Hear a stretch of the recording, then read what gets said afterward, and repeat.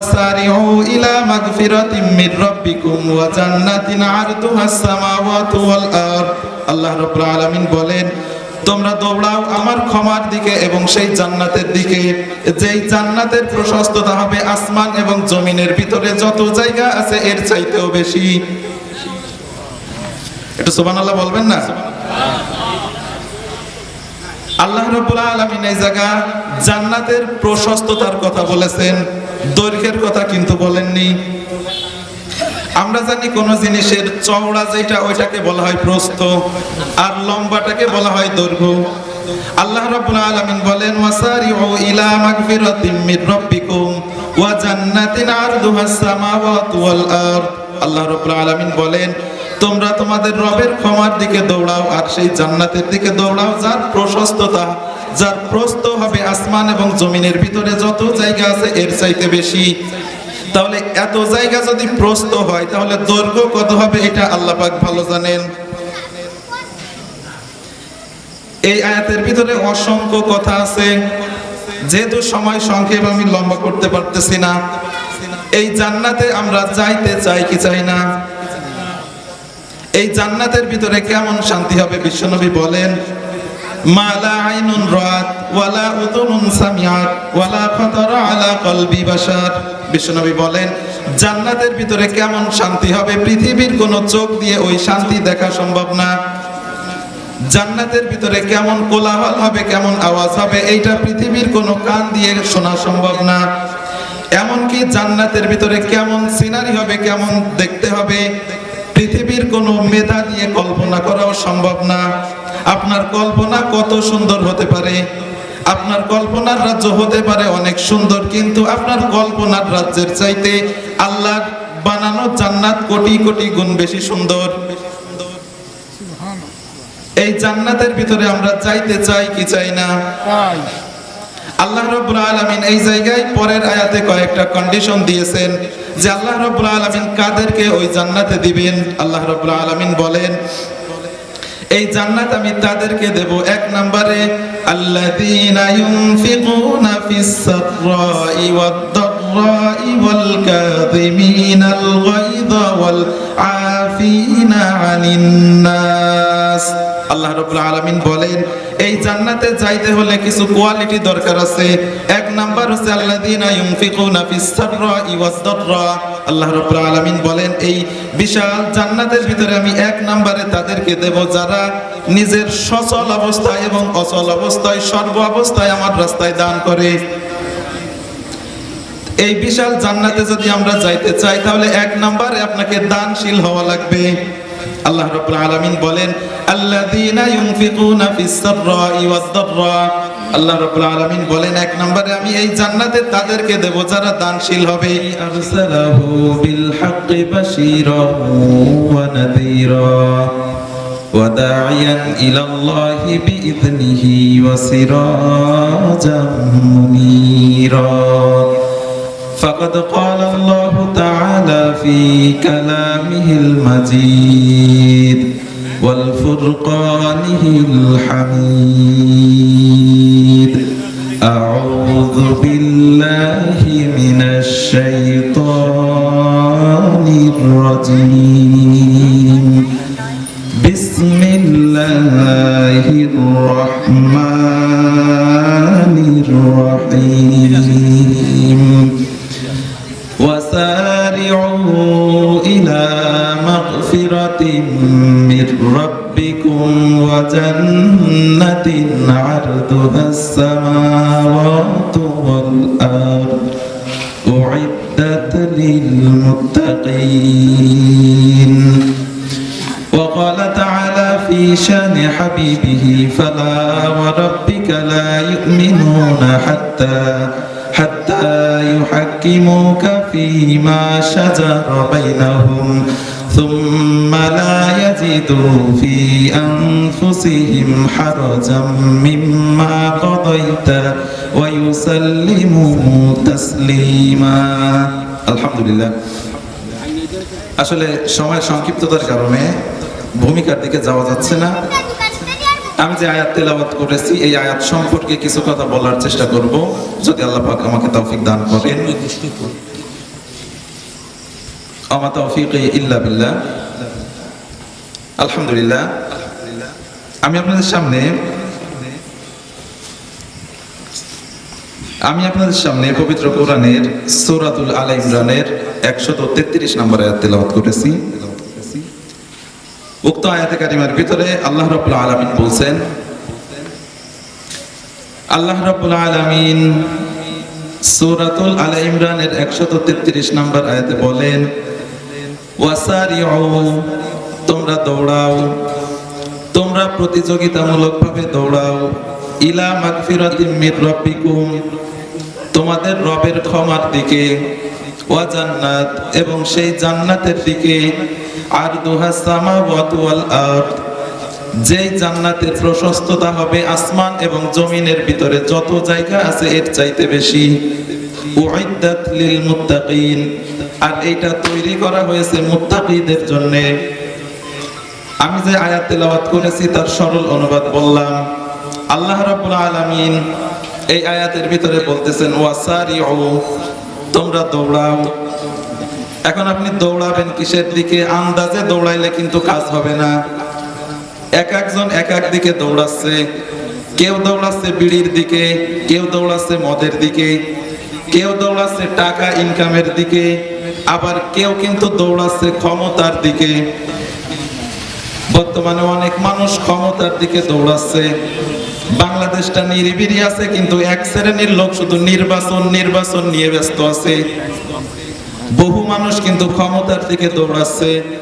আল্লাহ রাব্বুল আলামিন বলেন যে এদিকে ওদিকে দৌড়ালে কাজ হবে না। আল্লাহ রাব্বুল আলামিন বলেন, ওয়াসারিউ, তোমরা দৌড়াও, ইলা মাগফিরাতিম মির রাব্বিকুম, তোমাদের রবের ক্ষমার দিকে দৌড়াও। তাহলে আমাদের এদিক ওদিক দৌড়ালে কিন্তু কাজ হবে না, দৌড়াতে হবে আল্লাহ রাব্বুল আলামিনের ক্ষমার দিকে। কথা ঠিক আছে কিনা? এরপরে আল্লাহ রাব্বুল আলামিন বলেন, ওয়া জান্নাত, এবং সেই জান্নাতের দিকে দৌড়াও, আরদুহাস সামাওয়াতু ওয়াল আরদ, যেই জান্নাতের প্রশস্ততা হবে আসমান এবং জমিনের ভিতরে যত জায়গা আছে এর চাইতেও বেশি। আপনি কি জানেন যে আসমান আর জমিনের ভিতরে কত জায়গা আছে? আমরা যে জেলাটায় বাস করি এই জেলাটার নাম হচ্ছে খুলনা জেলা। এইটা বাংলাদেশের 64টা জেলার একটা মাত্র জেলা। আমার বিশ্বাস এই জায়গায় যত মানুষ আছে কেউ বলতে পারবেন না যে খুলনা জেলা পুরোটা আপনি দেখছেন। বহু জায়গা কিন্তু এখনো আছে আপনার পা ওই জায়গা পড়েনি। তাহলে কতটুক বা হবে আমাদের খুলনা জেলা? এরকম 64টা জেলা নিয়ে হচ্ছে আমাদের বাংলাদেশ। তাহলে বাংলাদেশটা কত বড়? এই বাংলাদেশের মতন 228টা রাষ্ট্র, এর থেকে অনেক বড় বড় রাষ্ট্র আছে। রাশিয়া এমন বিশাল রাষ্ট্র যে এক সাইড দিয়ে সূর্য ওঠে আর এক সাইড দিয়ে ডোবে। এতগুলো রাষ্ট্র নিয়ে হচ্ছে আমাদের এই পৃথিবী।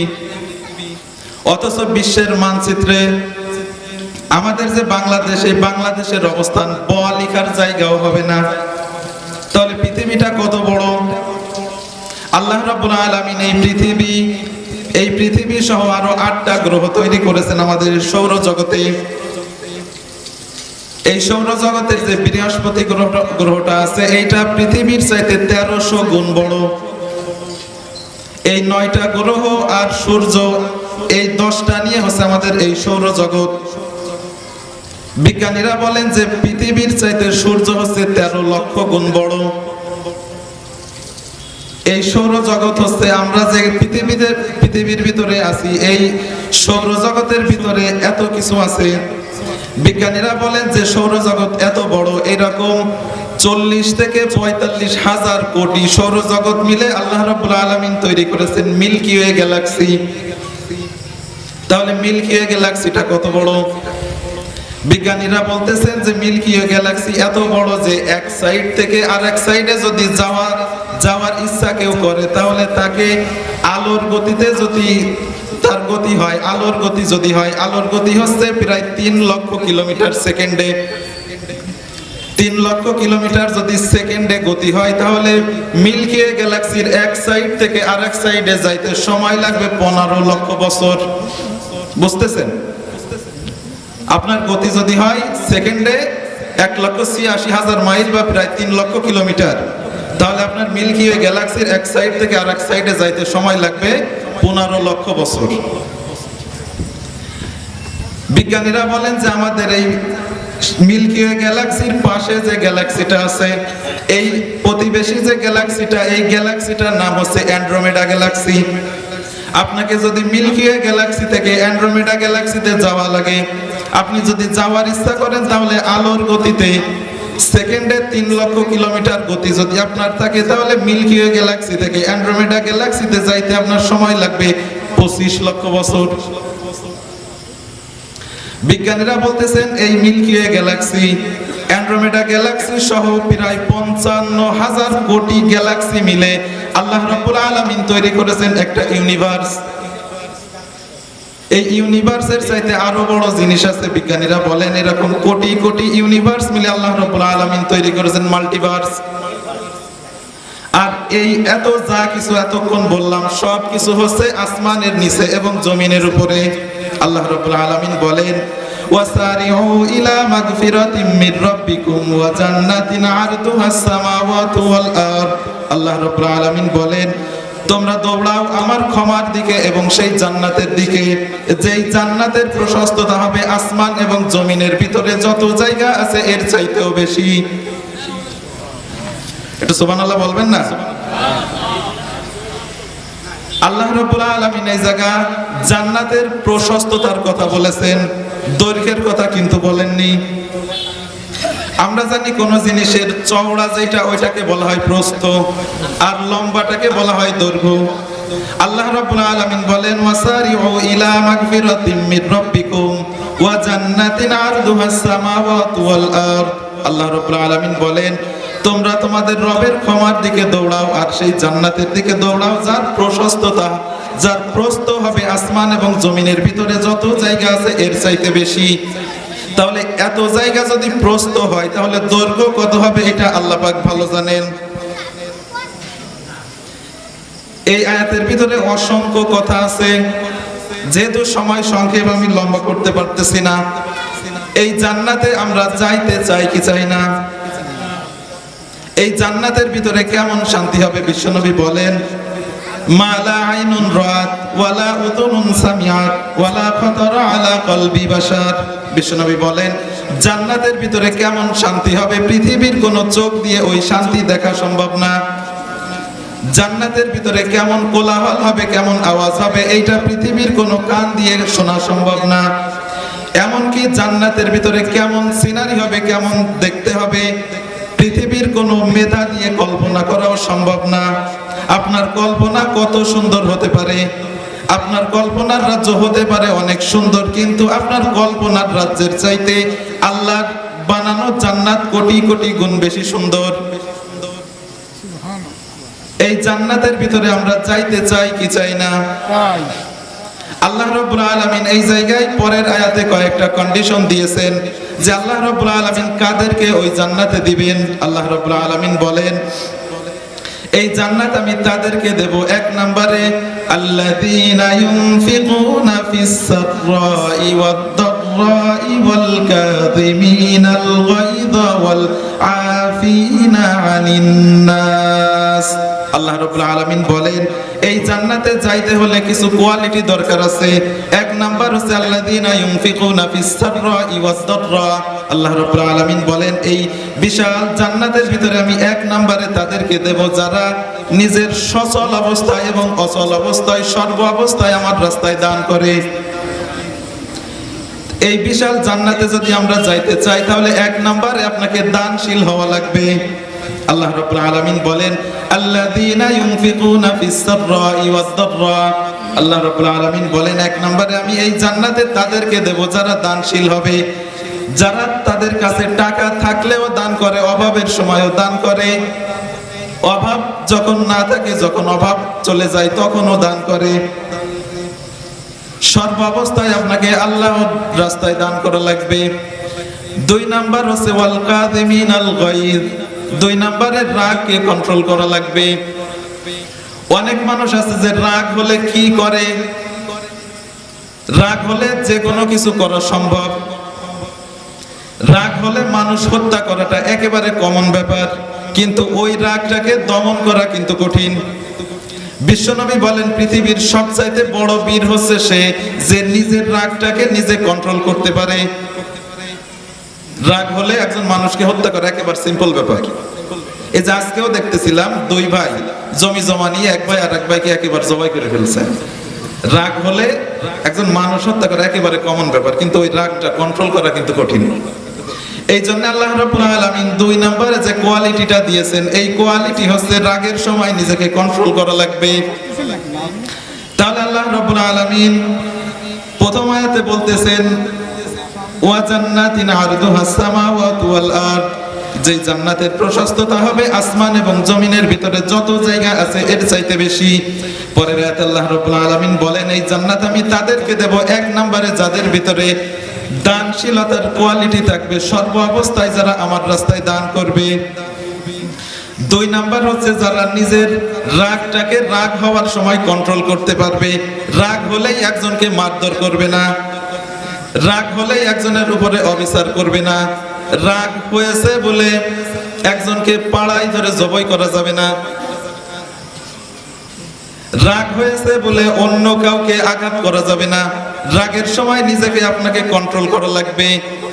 আর 3 নাম্বার হচ্ছে ওয়াল আফিনা আনিন নাস, মানুষদেরকে বেশি বেশি ক্ষমা করে। এক সাহাবীকে বিশ্বনবী সাল্লাল্লাহু আলাইহি ওয়াসাল্লাম 3 বার জান্নাতের সুসংবাদ দিলেন। অন্যান্য সাহাবীরা একটু অবাক হলেন যে আল্লাহর নবী এই সাহাবীকে 3 বার জান্নাতের সুসংবাদ দিলেন, তার কারণটা কি? একজন লোক কিন্তু গুপ্তচর তার পিছনে লেগে গেল যে আল্লাহর নবী তাকে 3 বার কেন জান্নাতের সুসংবাদ দিলেন। ওই লোক জানতে পারলেন, ওই লোকের কাছে জিজ্ঞাসা করে যে ভাই আমি তো আপনার কোনো খাস আমল দেখতেছি না, কিন্তু আল্লাহর নবী আপনাকে 3 বার জান্নাতের সুসংবাদ দিলেন, তার কারণটা কি? ওই সাহাবী বললেন যে ভাই আমার গোপন কোনো আমল নেই, কিন্তু একটা আমল আছে, আর এই আমলটা হচ্ছে আমি যখন ঘুমাতে যাই তখন আমার যার উপরে রাগ ছিল তাকে আমি ক্ষমা করে দিয়ে ঘুমাতে যাই। এই ক্ষমা করে দেওয়ার কারণে বিশ্বনবী সাল্লাল্লাহু আলাইহি ওয়াসাল্লাম তাকে 3 বার জান্নাতের সুসংবাদ দিলেন। কিন্তু আমরা দেখতে পারি যে আমাদের সমাজে বহু মানুষ আছে, বাবা 71 সালে ক্ষমা করে দিয়ে গেল, কিন্তু মেয়ে 9 সালে ক্ষমতায় এসে মানুষ পাইকারি দরে মারে। আছে না এরকম?